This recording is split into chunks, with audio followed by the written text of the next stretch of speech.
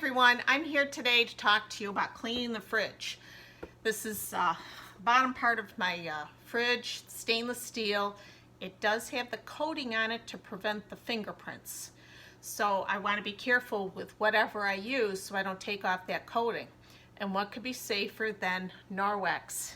Using just water in your EnviroCloth and then polish it clean with your window cloth.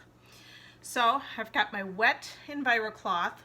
You can see I've got some streaks and stuff here from the ice maker.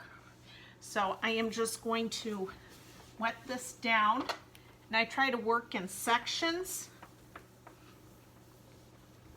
and just cleaning it good.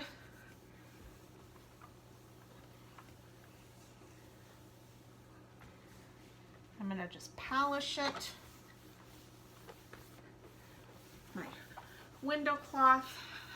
Got Bert and Ernie working hard here.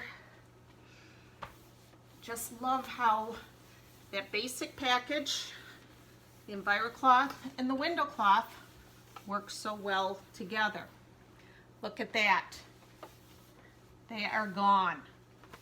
The watermarks, everything is nice and clean. So super simple. I challenge you to clean yours today.